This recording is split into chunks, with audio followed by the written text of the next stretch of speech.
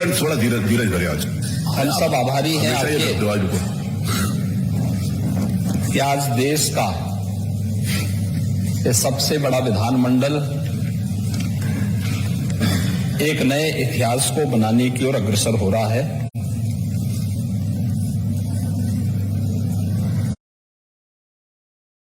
आजादी के 75 वर्ष के बाद आधी आबादी अपनी आवाज को इस सदन के माध्यम से प्रदेश की 25 करोड़ जनता तक तो पहुंचेगा ही,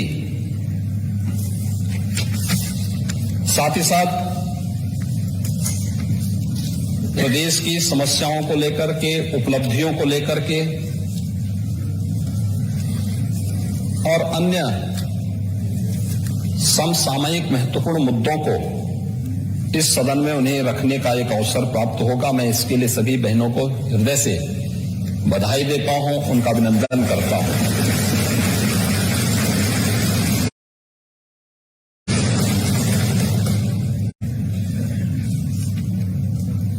वास्तव में यह कार्य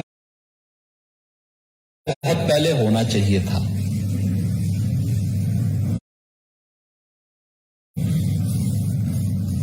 और इसलिए होना चाहिए था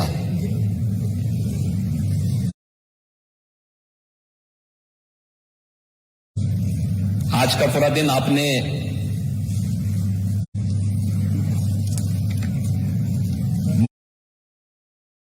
माननीय महिला सदस्यों के लिए आरक्षित किया है। ये सभी अपनी बात को यहां पर रखेंगे भी, लेकिन शुरुआत में केवल एक प्रारंभिक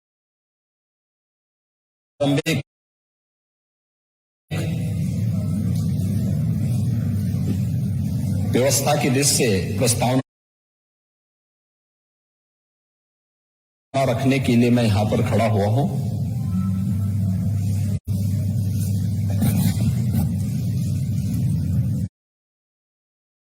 मुझे महर्षि वेदव्यास की पंक्तियां याद आती हैं जो उन्होंने नारी शक्ति के बारे में कहा है, खासतौर पर मातृशक्ति के बारे में, कि नास्ति मातृ समा छाया, नास्ति मातृ समा गति, नास्ति मातृ समम त्राण, नास्ति मातृ समा प्रिया।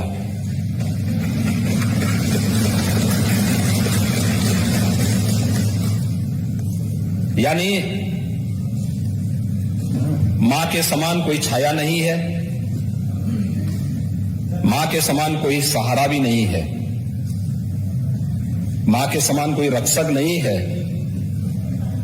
और मां के समान कोई प्रिय भी नहीं होता है। और मुझे लगता है कि मातृशक्ति के प्रति अगर ये भाव हर नागरिक के मन में आ जाए तो मुझे लगता है कि कुछ भी असंभव नहीं है। ऐसा नहीं कि ये पहली बार हो रहा हो। आजादी के बाद इस दिशा में बहुत अच्छे प्रयास हुए, काफी प्रगति भी हुई। उन मुद्दों पर आज यहां पर चर्चा भी होगी। लेकिन भारत जैसे देश में हम दुनिया के सबसे बड़े लोकतंत्र हैं। भारत के अंदर बिना भेदभाव की महिला हो या पुरुष, हमारे संविधान निर्माताओं ने भारत के प्रत्येक नागरिक को वयस्क मताधिकार का जो अधिकार दिया था, इसमें महिला और पुरुष के बीच में कोई अंतर नहीं था। और हम सबको इस पर गौरव की अनुभूति होनी चाहिए कि महिला और पुरुष दोनों को भारत के अंदर पहले सामान्य निर्वाचन से अपना मत देने का पूरा अधिकार भारत ने लोकतंत्र अपना आने के बाद से देना प्रारंभ किया। यही नहीं, इंग्लैंड में और दुनिया के तमाम अन्य देशों में महिलाओं को अधिकार बाद में मिला, भारत से बाद में मिला है। भले वहां लोकतंत्र पहले रहा हो, ते भारत की ताकत का एहसास दुनिया को कराता है, जिसमें हमेशा से, आज से नहीं, वैदिक काल में आप देखिए, वैदिक ऋषियों के साथ साथ वैदिक ऋचाओं को रचने वाली उन ब्रह्मवादिनी ऋषि पुत्री या ऋषि पत्नियों के बारे में हम सब अक्सर चर्चा सुनते हैं, जिन्होंने वेदों के अनेक ऋचाएं रची, अनेक सूक्तों की रचना की। भारत आज जिस वैवाहिक परंपरा को अपनाता है, उसका जो व्यवहार सूक्त है, वह सूर्या सावित्री नाम की एक विदुषी महिला के द्वारा रची गई है। आप याद करिए, उसके बगैर भारत की वैवाहिक परंपरा बिना उन सूक्तों के गायन से आगे बढ़ ही नहीं सकता। ऐसे ही अगर हम देखते हैं, चाहे वह ब्रह्मवादिनी घोषा हो, लोपामुद्रा हो, विश्ववारा हो, अपाला हो, या फिर अनेक उन ब्रह्मवादिनी और वेदों की अनेक रचनाओं को रचने वाली वे सभी महिलाएं, जिन्होंने इस देश को एक दिशा दी, एक नया संस्कार दिया, एक नई गति दी। यही नहीं, शकुंतला के बारे में, अनुसुईया के बारे में, माता अनुसुईया के बारे में, दमयंती के बारे में, सती सावित्री के बारे में, गार्गी, मैत्री, अनुसुईया, अहिल्या, सीता, द्रौपदी, रुक्मणी, यानी अनेक ऐसी परंपराएं हमें वैदिक रामायण और उसके उपरांत के कालखंड में भी देखने सुनने को मिलती है, जिन्होंने अपनी नेतृत्व क्षमता से समाज को एक नई दिशा दी थी। और आजादी की लड़ाई में भी हम बहुत पीछे न भी जाएं, अगर हम केवल 1857 की प्रथम स्वातंत्र समर की बात करते हैं, तो उत्तर प्रदेश का हर वासी इस बात पर गौरव की अनुभूति करता है कि झांसी की रानी लक्ष्मीबाई, जिन्होंने उस कालखंड में उद्घोष किया था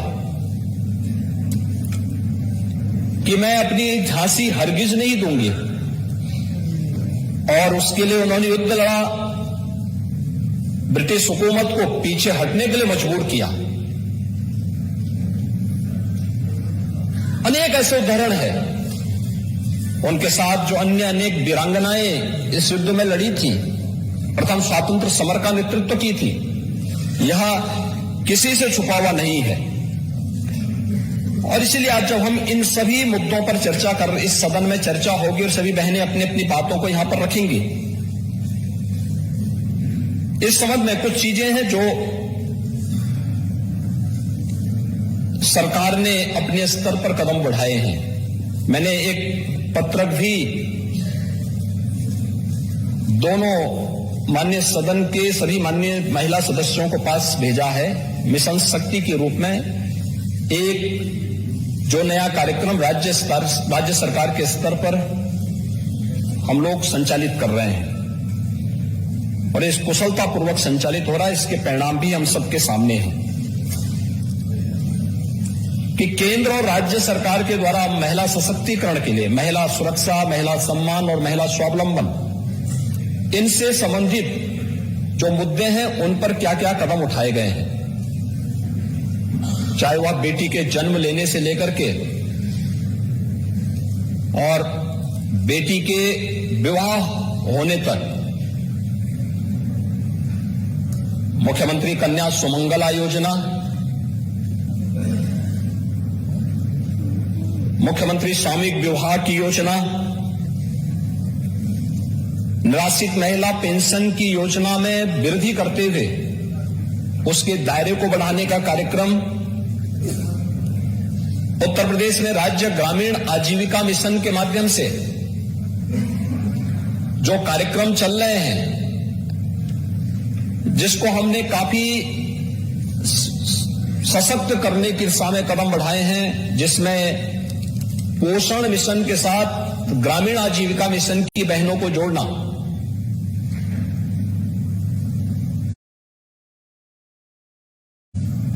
अगर गांव में कोटे का विवाद होता है तो अनावश्यक इस मामले को आगे बढ़ाने की बजाय गांव की महिला स्वयंसेवी समूह को ही वहां का राशन कोटा का संचालन करने का अधिकार दे देना। बैंकिंग कॉरस्पॉन्डेंट सखी में प्रदेश के सभी ग्राम पंचायतों में एक महिला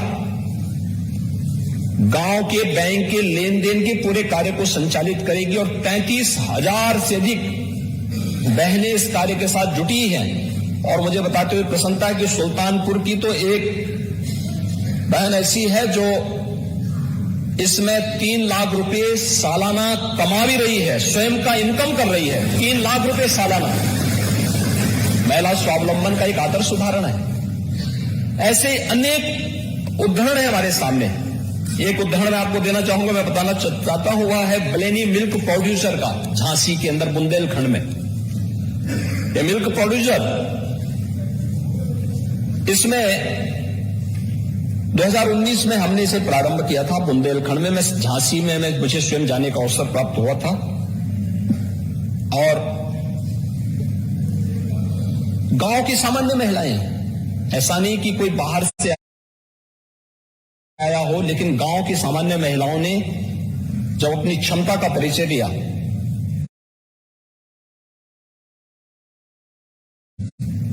आज इनकी संख्या है 41,000।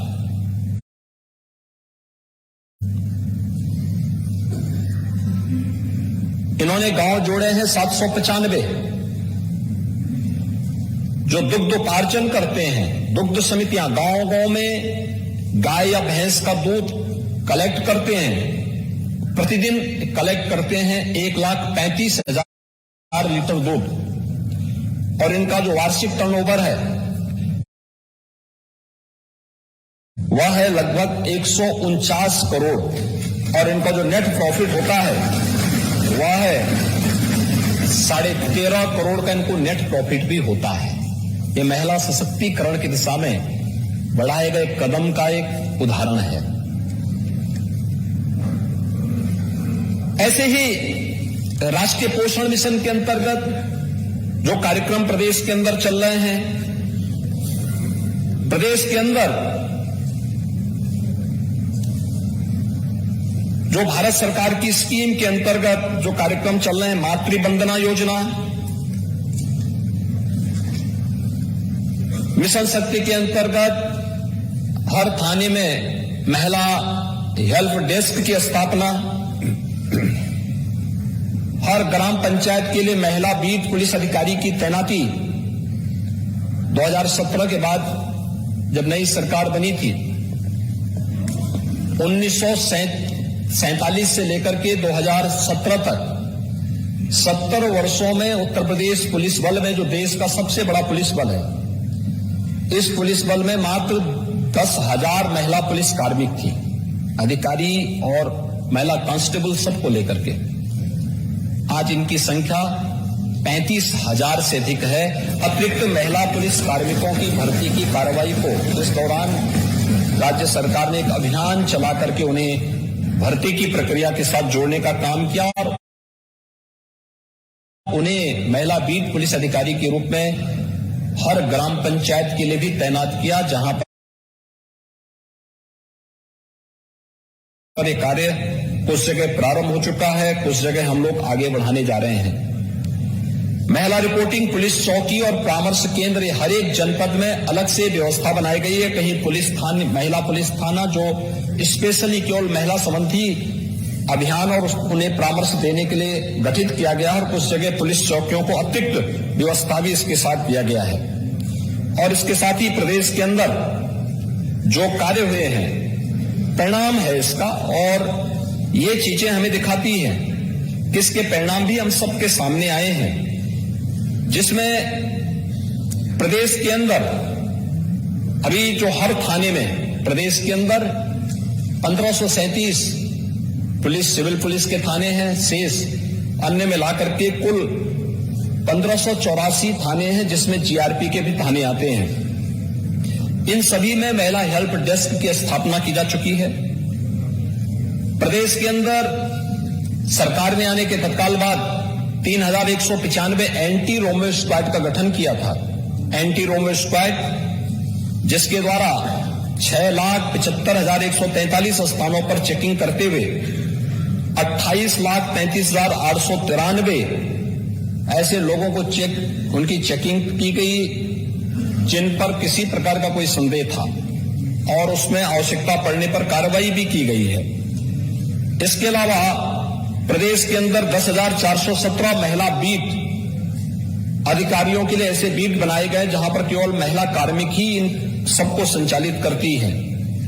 और प्रदेश के अंदर परिणाम साफ है कि महिला और बाल अपराधों में प्रभावी अभियोजन के फलस्वरूप 32 मामलों में जो महिला संबंधी अपराध या पास्को से संबंधित अपराध थे, इन सब में 32 अपराधियों को मौत की सजा दिलाई गई। 10 वर्ष से अधिक सजा पाने वाले 1,191 हैं, अर्थदंड पाने वाले 1,431 हैं।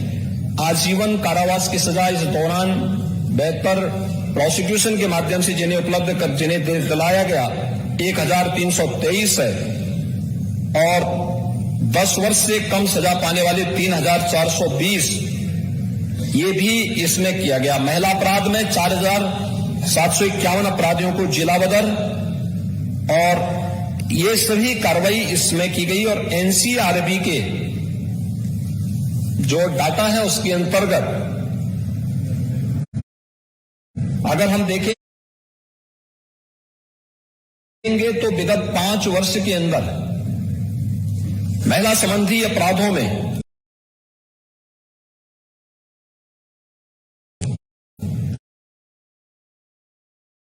व्यापक कमी देखने को मिली। खासतौर पर बलात्कार में 33%, अपहरण में 29%, सीलभंग में 25%, दहेज मृत्यु में 12% की कमी भी इस दौरान देखने को मिली है। ये चीजें दिखाती हैं कि अगर हम सब मिलकर के इस दिशा में ठोस प्रयास प्रारंभ कर देंगे, और जो महिला संबंधी या बेटियों से संबंधित जो शासन की योजनाएं हैं, इन योजनाओं का उचित प्रसार हो जाए तो महिला सुरक्षा, महिला सम्मान, महिला सशक्तिकरण की दिशा में बेहतर प्रयास हो सकते हैं। इस दिशा में हम सब जानते हैं कि केंद्र और राज्य सरकारें मिलकर के इस दिशा में बेहतर प्रयास की हैं, जिसमें बहुत सारे कदम उठाए गए हैं। चाहे वह कन्या सुमंगला योजना में मैं बोल रहा था, जो अक्सर एक चर्चा आती थी कि भ्रूण हत्या होती है। हमने मुखबिर योजना के माध्यम से उसको नियंत्रित करने के साथ ही कन्या सुमंगला योजना का कार्यक्रम आगे बढ़ाया था। आज उसका परिणाम है कि लगभग 13,67,000 बेटियों को इस योजना का लाभ प्रदेश के अंदर प्राप्त हो रहा है, जिसको अलग अलग चरणों में उपलब्ध कराया जाता है। निराश्रित महिला पेंशन योजना में 1,000 रुपये उनकी पेंशन की गई, और अब इस समय 31,50,000 बहनों को इसका लाभ प्राप्त हो रहा है। इसी प्रकार से राज्य आजीविका मिशन के अंतर्गत 66 लाख महिलाएं जुड़ी हुई हैं जो इस योजना का लाभ प्राप्त कर रही हैं। प्रदेश के अंदर मातृ वंदना योजना के अंतर्गत 52,55,129 माताएं इन योजनाओं का लाभ ले रही हैं। मुख्यमंत्री सामूहिक विवाह योजना के अंतर्गत अब तक 1,91,686 जोड़ों की शादी ब्याह के लिए सरकार के स्तर पर उन्हें सहयोग प्रदान किया गया है और प्रदेश के अंदर ऐसे ही अन्य अनेक कार्यक्रम संचालित हो रहे हैं, जिसमें सभी महिला सदस्यों के पास मैंने एक पत्रक भेजा भी था और मैं अनुरोध करूंगा कि उसको जरूर एक बार देखेंगे। खासतौर पर जब हम हर घर नल की बात करते हैं तो हर घर जल पहुंचाने की कार्रवाई का हिस्सा है। अगर दूरी से जाना होता था तो हम बहुत जगह देखते थे कि महिलाएं अपने सिर पर पानी लेकर के आती थी। आज उनके घर तक पानी पहुंच रहा है। हर घर शौचालय स्वच्छ भारत मिशन के अंतर्गत बने। प्रदेश के अंदर 2,61,00,000 परिवारों के पास बने। यह स्वच्छता का अभियान तो था ही, लेकिन नारी गरिमा का भी यह एक अभियान था और इसके लिए हम प्रधानमंत्री मोदी जी के आभारी हैं कि उन्होंने इसे एक मिशन मोड के साथ जोड़ करके इसे सफलता की नई ऊंचाइयों तक पहुंचाया। 1,67,00,000 से अधिक परिवारों को प्रदेश में उज्ज्वला योजना के अंतर्गत रसोई गैस के सिलेंडर उपलब्ध कराए गए। ये भी महिला सशक्तिकरण की दिशा में उठाया गया कदम का ही हिस्सा है, क्योंकि उन लोगों को अब तक उन्होंने कभी ईंधन देखा ही नहीं था। बरसात होती थी, लकड़ी भीगी हुई है, घर में भोजन नहीं बन पाता था।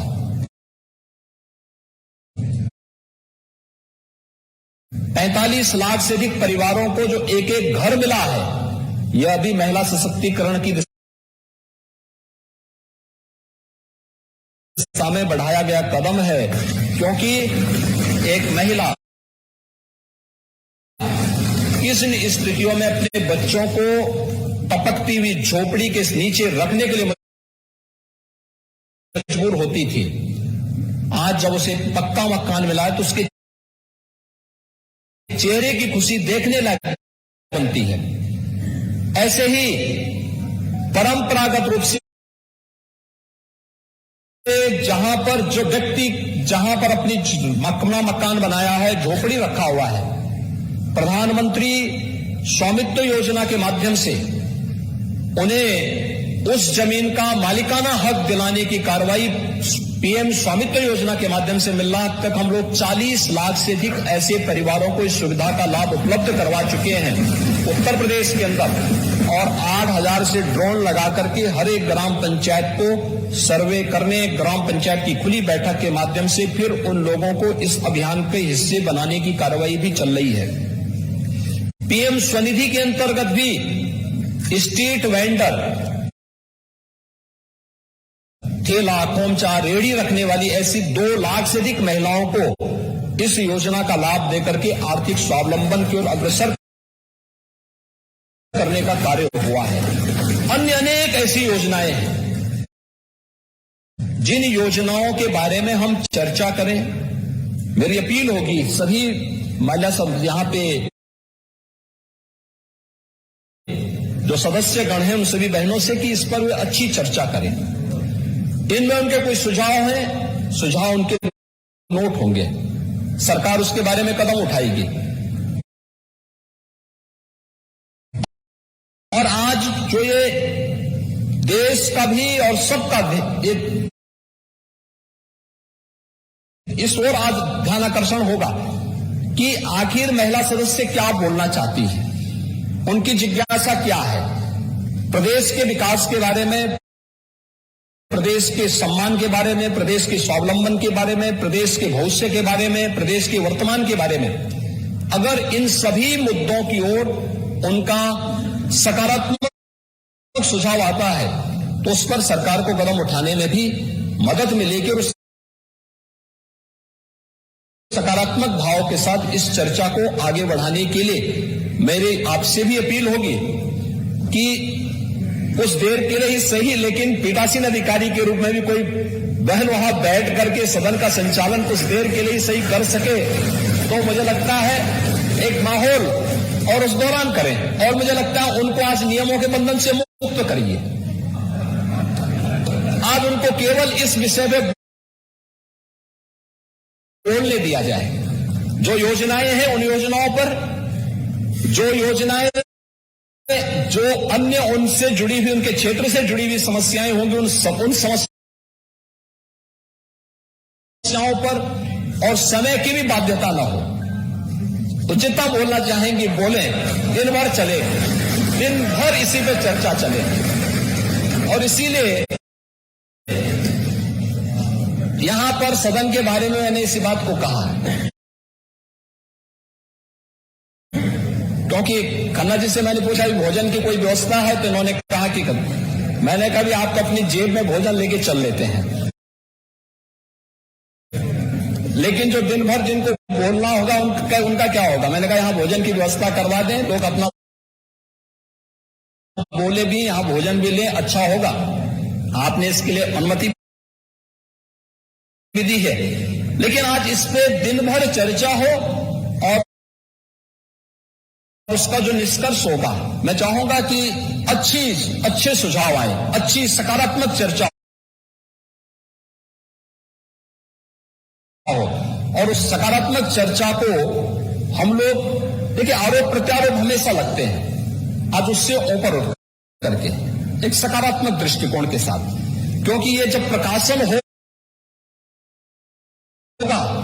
तो उस प्रकाशन में आपका नाम जाए। विधानसभा की कार्रवाई में जो कुछ हम बोलते हैं, ये जो भी आएगा, यह यहां का एक दस्तावेज बनेगा। 5 साल, 10 साल, 15 साल, 50 साल, 100 साल के बाद जिन्हें कभी देखना होगा तो वे देख सकें, इन दस्तावेजों को उड़ेल सकें, देख सकें कि आपके द्वारा कभी क्या बोला गया है और उसके बारे में फिर उससे कुछ प्रेरणा प्राप्त कर सके। इसलिए एक अच्छी बहस को हम आगे बढ़ा सकेंगे। इस विश्वास के साथ मैं आपका हृदय से आभारी हूं कि आपने आज का ये दिन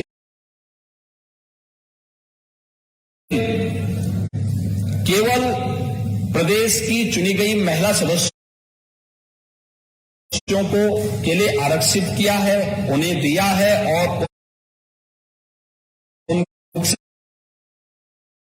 से जुड़ी हुई समस्या और प्रदेश से जुड़ी हुई अन्य महत्वपूर्ण मुद्दों पर वे लोग आज अपनी बात को यहां पर रख पाएंगी। बहुत सारी चीजें हैं जिन पर वे चर्चा भी करेंगी, अपनी बात को मजबूती के साथ रखेंगी।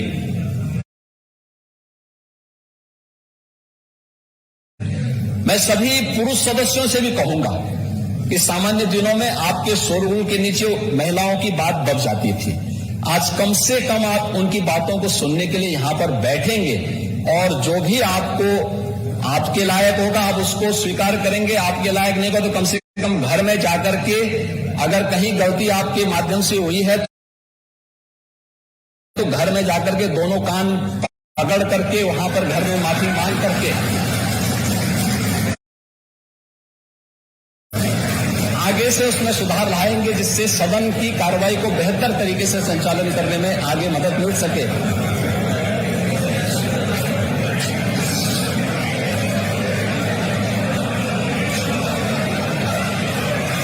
ये कार्य है, ये जरूर हो। सदन ये सब बातें कैसे जानता, और मैं सभी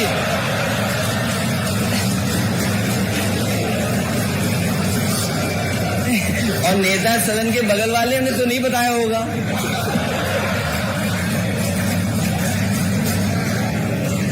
लगता है खन्ना जी आपको आमंत्रण करने में भूल गए हैं। खन्ना जी ने तो पिछले दिनों ही एक रिसेप्शन दिया था, आपको नहीं बुलाया था क्या?